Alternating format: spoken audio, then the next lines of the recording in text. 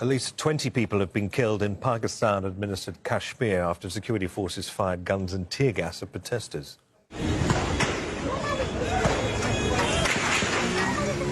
The violence in the city of Rawalakot follows accusations of vote rigging during the first phase of regional elections. Voting's now ended across 13 constituencies, and turnout's reported to be low after calls for a boycott.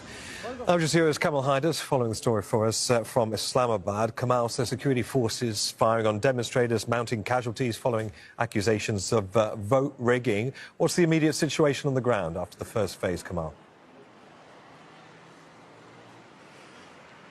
Well, Neev, it's important to note that the protest in Rawalakot has been going on for a number of weeks because of their demands, and of course that protest has been time and again checked by the security forces, who have resorted to tear gas and of course also using live munitions.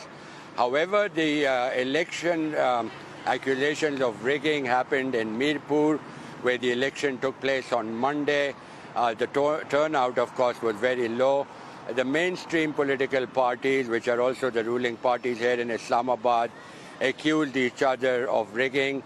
Ironically, many people here will tell you that the government in power also came amidst allegations of rigging. So that election was separate. However, because of the violence that happened on Monday evening, the protest was called in Mirpur, where the elections were held yesterday. The city itself remained peaceful, and some of those protesters came to Mirpur to ask the shopkeepers to put down their shutters because of the excessive use of force that they accused the security forces of. They were fired upon, and so we had casualties now in Mirpur as well. You say, Kamal, turnout was low, probably understandably given the violence, but how does all of this affect the overall credibility of the vote completely?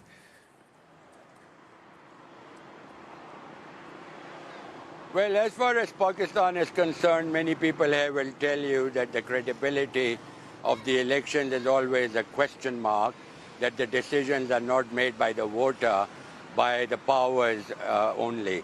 So that accusation stands all the time. Whenever there's an election in Pakistan, it is mired in controversy. However, we are told that this election in Kashmir is going to be in 3 phases because of the security situation. The first phase is complete. The PMLN, which is Nawaz Sharif's party and which is the ruling party, scored 9 out of 13 seats. The People's Party came second to that. They, of course, then accused the PMLN of rigging the election. The next phase is going to be on the 2nd of August. That will be in the provincial capital, Muzaffarabad. These protesters from Rawalakot are threatening to march on Muzaffarabad.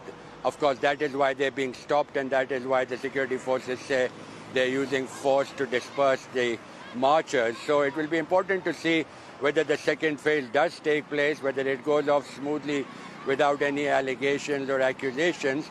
And then there's going to be a third part later on the 10th of August, and that will be in another district. So this is all for 53 legislative seats.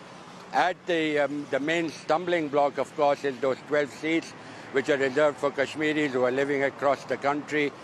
They take part in the elections. One of the Joint Action Committee demands is that those seats should be removed because they accuse the government of using those seats for political engineering.